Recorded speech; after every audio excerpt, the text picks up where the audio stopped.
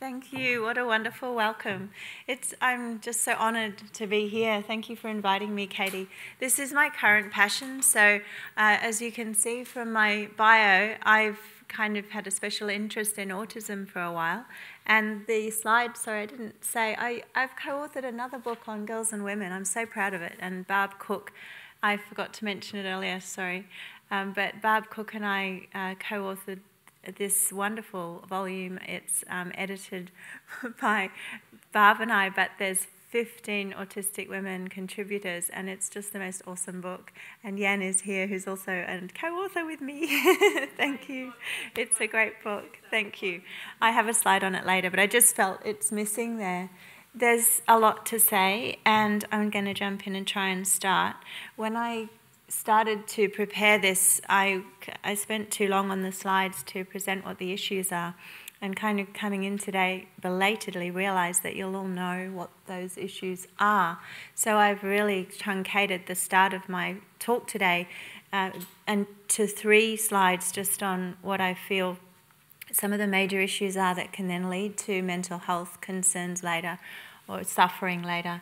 And then I want to talk about some of the ideas that we've started to use over the last decade or so at Minds and Hearts, which is where I work on a daily basis in Brisbane, a clinic I started 15 years ago, specifically for what we called back then Asperger syndrome, but autism as well. And before I dive into what I want to communicate to you today, I just want to say a word on the languaging. It's really changed since I started 25 years ago. When I studied autism, we were taught to use person-first language, and being able to change now, I feel it's tricky. It's hard for me to immediately embrace the disorder is the other word that I've been taught as well. So these conditions, disorders, it's not helpful. It's absolutely not helpful to use these terms. And certainly both Tony and I have spent a lot of time with this question, and which terms do we use, because the last thing we want to do is to create the stigma, marginalisation, the alienation that's so prevalent in our society still, unfortunately. So the terms that I use are very varied, and that's really about a recognition across the many people that I work with and have over the years that there's many terms that sit differently with different people. So I tend to use all of them. And whoever I'm with, I ask, which do you like best? And that's what we use. But you'll see with my slides, it reflects the all of them bit. So it's the ASC is Autism Spectrum Conditions, and conditions was really embraced probably going back about 8 years ago in the UK by a group who was saying, why on earth are we calling autism a disorder? And trying to get rid of that. Being trained in this area as a professional, the terminology, as you'd be aware in the international definitions of autism, is still very much in that language. It's very much autism spectrum disorder. And yet there's so many brilliant thinkers in this area. Simon Baron-Cohen is one of them, saying it doesn't fit. It's not a disorder. If you look at autism, this is actually not an aberration, a mutation on lines that are maladaptive. It's actually the opposite. Why are we calling it a disorder? And I'm so excited to hear someone who's a leader in the field in terms of, a lot of people listening to what he's saying. He informs policy, etc. A professor at Cambridge University saying these things is very exciting, and embracing the term neurodiverse. So one thing I've put up a little early, sorry for this slide, is for many years now we have recognised that particularly girls and women who have autism learn to mask it very early on, and for this reason they present incredibly socially skilled, and they can put the mask on. They're very good often at imitation, mimicry. They act. They're very creative in the arts generally, and they do extremely well. But we've noted for a very long time that it's so exhausting that when they get home, they're a completely different persona. So we've kind of talked about it as the Dr. Jekyll and Mr. Hyde syndrome or picture, and I think this is an important one to start with, because it speaks to the incredible effort that our young girls face as they go to school and try to be very, very good and to fit in and to make friends and to get it all right. but's kind of feeling inside, what's wrong with me and why can't I just do this easily? Everything's really, really difficult. And when they get home, they're exhausted and they melt down and they look very, very different. Of course, a professional coming into this space will look at it and go, well, she's fine at school. It's home that's the problem. And we suddenly have, unfortunately, and I've seen it many times across my career in this area, we have professionals doing a lot of parenting to assist parents to manage her better, because that's where the problem is, that's where the issues are. But the real issue is that trying to be neurotypical when you have autism is exhausting. As this quote says it from one of our girls, it drains me mentally and physically. I am exhausted after having spent a lot of time with others and I need to recover in solitude. It's Cinderella at the ball at midnight. I can go to the party, but I'll stay for an hour and then I need to go home. I couldn't send you to your room because that's where you always wanted to be anyway. So typical behaviour management strategies don't work. It's very rewarding. And this is only one element to it. There are many more that I won't be able to describe to you today. But it means that mental health issues become a thing for the person with autism, for the girl with autism. They're anxious, probably innately. I call it now born into an anxious body. As was described earlier so eloquently, it's just there. It doesn't go away. And depression, because where do I fit in this world? No one gets me, no one understands me, and I'm not, what's wrong with me that I have to mask so much? Like, what's underneath the mask that's so hideous that I've got to pretend to be someone else all day? And so anxiety and depression are one of the main reasons that I started Minds and Hearts 15 years ago, because there's nothing wrong with autism. We don't need to treat autism, but we do need to treat the secondaries, as I call them, the result of having autism in a world that doesn't get it. And that's why we see, unfortunately, many of our girls, when they come, or women, come to the clinic and they're exhausted and they're melting down and they've already received many diagnoses, usually. And it's been an enormous search. Around the world now, it's aged 12 and a half years. It's much later than boys that they receive a diagnosis. 12 and a half years is still early, I acknowledge that. But we're getting the boys at around 7 to 8 years old. So there's a huge difference there. And within that gap, there's a lot of room for a person, a woman, a young girl to put in character assassinations about why she's different, to call herself weird, or to start to identify with any of these labels, mental health labels, and to see herself as being defective. So these are just some of the labels that come in, but what's really going on is autism. So in terms of what to do, as a clinical psychologist in this area, we do a lot of work in this area. And one of the huge things that we've found that's so very helpful but such a difficult journey is to embrace the authentic self. To begin to ask the question, who am I? And to sense what the answer is. And that answer is not somebody else's definition of who you are. It's your sense of yourself and who you are. And it's that acceptance of what comes up, what's there, that's the gold.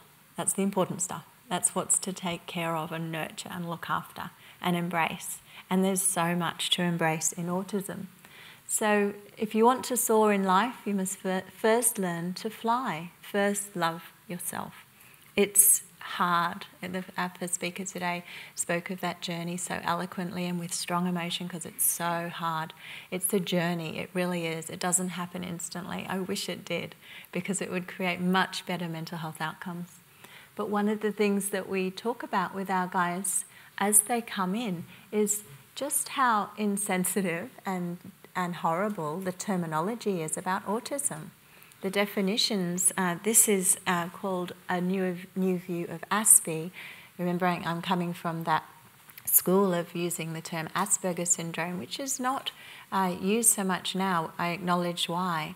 But in terms of the language that comes with it, you can see we have insensitive, obsessive, obstinate, rule-bound, unfeeling. Who wants to be labelled in this way? And yet this is in our definitions of autism at the moment. So we've got a lot of repair to do in this area.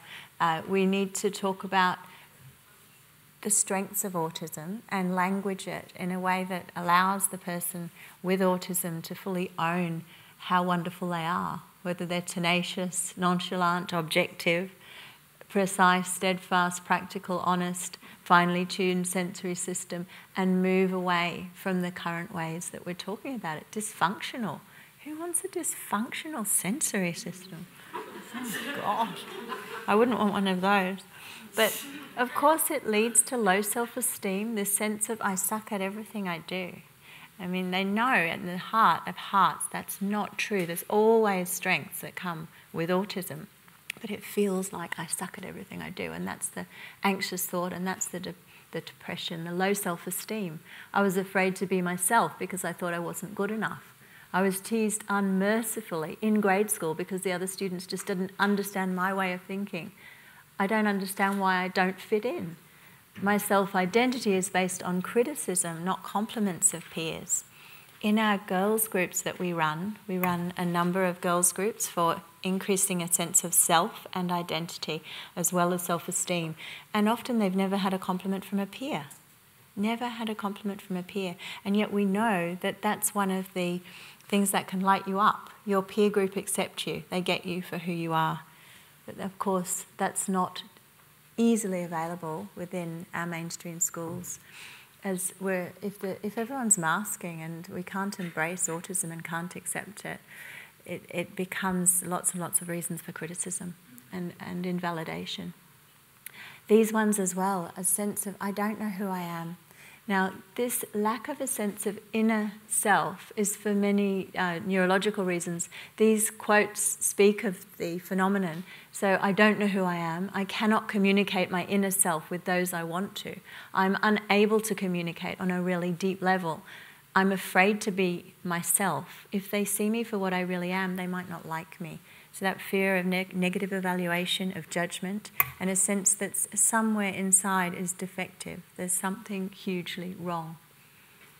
And so what we are trying to do when we meet a girl, a woman on the spectrum, is recognise this for what it is, a sense of not being part of the community because feeling I can't come out from behind the mask, I have to camouflage.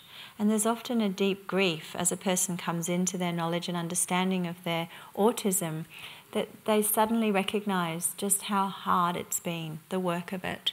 And they begin to grieve, truly grieve for what has been lost, that they haven't been able to live as their authentic selves throughout their lives. Now, why is this the case?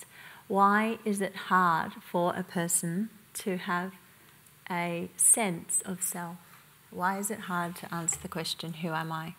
One of the reasons we know is because as we look at the person's qualities and abilities, we've coined the term at the clinic with Tony Attwood and I, Alexipersona. So as much as someone can have alexithymia, which is a difficulty to put into words one's own thoughts and feelings, we can have a sense of lack of words for the personality characteristics of ourselves and others. I don't know who I am. I don't describe myself in terms of personality characteristics. And I don't define myself by my social roles. So who am I? And as you can imagine, if one is wired differently, innately, not to easily put these things into words, then how do you explain yourself to others? But also, who are you as you go into your life and fulfill the roles and the various things that you have to do? Who are you? What you become is a people pleaser. You start to get the tics from other people, and you also become very sensitive then to what other people label you and what they think of you. So the fear of negative evaluation is massive because it's how you define yourself, by their opinion, but not by our own opinion. And it's our own opinion that matters. We're very much living in a social world, and social reality and the reality of who we are is construed. We need validation, recognition, and a mirror up to the sense of self to know who we are. And that's why I fully endorse already the descriptions from our second speaker today about finding your tribe, about knowing who you are and having others reflect back to you who you are, because that's where you get the sense of it. You sense it because others can see it and it's validated. Invalidation, marginalisation is a huge issue when you have autism. We need to be recognised for who we are. So the lack of personality qualities, one of the things that we do in our groups, we run lots of groups for our girls. Being Me is one of them. I'll talk about that in a little bit. And we give them lots of activities to try to get a language for who they are. And it's interesting, while they may not be able to easily recall that or think about it, when you give a list of positive personality adjectives, the person can often reflect and say, yes, I am like that. And so we will give them lists of, there's lots of these on the internet, they're readily available. Are you adventurous, affectionate, ambitious, articulate? And we're doing this from very early days because we want that beginning, we want a foundation, we want it to start at age 7 to 8 years old. But often, as I say, we don't meet our girls on the spectrum, our autistic girls, until they're in their teenage years. And we start to talk about, who are you? What are your positive personality attributes? We start a This Is Who I Am book, the quality in personality, abilities, but also in your aspirations, your aspirational self, your values, your goals. What defines you? What do you stand for? What are your beliefs? How do you express that? What are the behaviours that express that?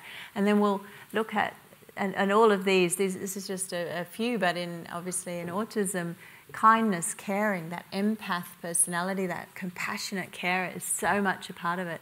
Enormously loyal, wonderful friend, and honest. But they're not usually defining themselves in this way because of the labelling in autism, with those negative labels I put earlier, and also the stigma in our society and the need to mask. They have amazing abilities, as both of our speakers earlier just this morning have showed you. So many abilities, the silver lining in the sense of the cloud of autism. And then because we're really, well, I'm really into paper because I'm old and old-fashioned, but you can have an app for this. An app's good.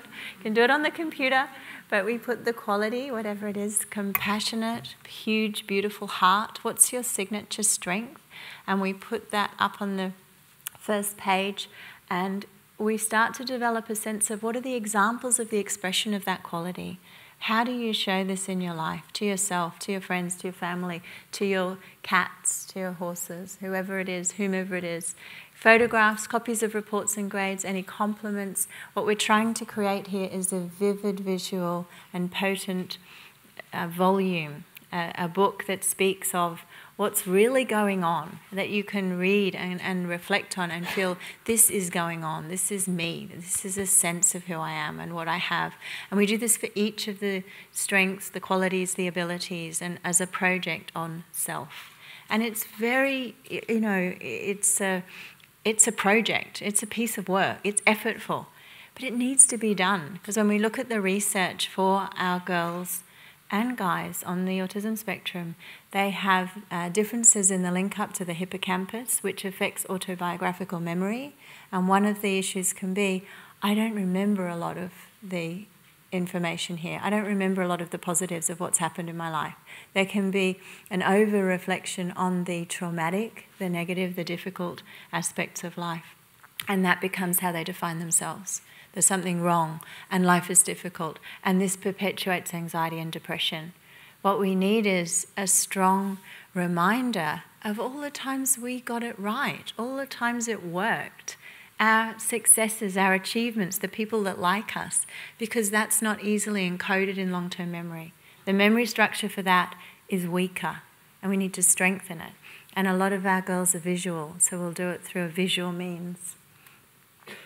We do this with not just for themselves and what they reflect, but what their family members think of them, and also they bring a hero, Wonder Woman, excuse me, Wonder Woman, for example, Dr. Marvel, whomever is a hero. What is it about that person that you love? What are their qualities? And we will record vivid examples of those qualities as well, of examples of how they express that quality behaviourally.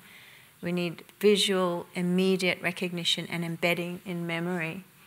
We encourage a self-affirmation pledge that we can take as an intention, so living intentionally. No longer ticking the boxes for somebody else, but living as your true, authentic self and what is important for you, whatever that is. And this is one from Leanne Holiday Willie, one of the pioneering women who wrote the first book by a woman on the spectrum about autism, called Pretending to be Normal. And she said this: I am not defective, I am different. I will not sacrifice my self-worth for peer acceptance. I am capable of getting along with society. I will ask for help when I need it. I will be patient with those who need time to understand me. That's hard. It's hard to be not understood. I will accept myself for who I am. And taking that as a creed, and that's one's own creed. And so we encourage our girls, our women, to write their own creed and to have a sense of what they live for, what they stand for, what will help them as they move through. So we're running Being Me groups a lot. I love groups, although I know, many people will say to me, autistic girls and women will say, I don't do groups, I don't like groups, don't want to do groups. Fair enough, I get that, that's okay. However, it's kind of different, which has been described already today, if you're in your own tribe. It's different. And that's what we find. So we start, and there's fear in the room, because especially with teenage girls, they're in a room with the enemy. And they're looking around going, who's going to hurt me first and how? And this is very scary for them. And they're amazing in their courage to come. And sometimes they can't come. There needs to be some other work done first to work on that anxiety, to be able to come. But once they come, we've had girls in the group who, this is the first time they've had true friends. This is where they meet their tribe. This is where they connect. And as teenagers, usually mum and dad are still the social diarists. They're managing the social diary. So when the girls get together, it's organised by someone else. But it's happening. And there's a friendship, there's peer friendship, which is so important for that sense of self. Someone sees me, appreciates me, and validates me for who I am. I am no longer marginalised. I can be my true self. And this is the feedback we get. We usually only spend an hour with participants. It's not a hugely long group. It fits with the energy for it. There's a lot else going on. They're going to high school. We spend half an hour with the parents to describe the activities, ensure there's take up at home. And our first goals of the group are all about what are your strengths, what are your personality qualities, as well as what are your challenges and what strengths can you bring to those challenges, your values, your goals, and what are some of the things that puzzle you about your peers. We call it puzzling peers. Why do they talk about that stuff? Why do I have to listen when it's so boring? And trying to talk about what I'm interested, which is not always interesting to others. So there's that shared compassion. It's hard. I'm with all these boring people at school. How silly and juvenile they can be. And other ways that they consider themselves different to their peers. So there's a sense of solidarity, of it's not just me. There's others who experience this in a deep way, and it's challenging. How does being different affect you? We talk about femininity and gender. The topics for this have all been guided over the years by the participants themselves. We write the sessions just before, a week before, so we're really matching to what's coming up. Gender fluidity is coming up enormously, so we're often spending a lot of time on that in terms of identity. And another one that comes up a lot is empathic attunement, being extremely sensitive to the emotional atmosphere. Tony's going to talk about that later today. There's advantages to being an empath, but it's exhausting. And it's really important to learn how to put up some boundaries so we're not absorbing the energy and emotions of everyone else, and kind of being able to learn how to tease out your own emotions from others so that there's not that flooding going on every day. Another vehicle that we use is character as an animal. I love this bit. And so Charlotte, for example, described herself as a cat. I'm individual, I'm beautiful, I'm a loner, I love to purr, I'm cuddly, I'm sometimes too affectionate. Charlotte's adorable. And you can read the others. Carly was a monkey, playful, funny, cheeky, likes bananas. Shelby, a leopard, strong, independent, like my own kind, have spots. She's freckly.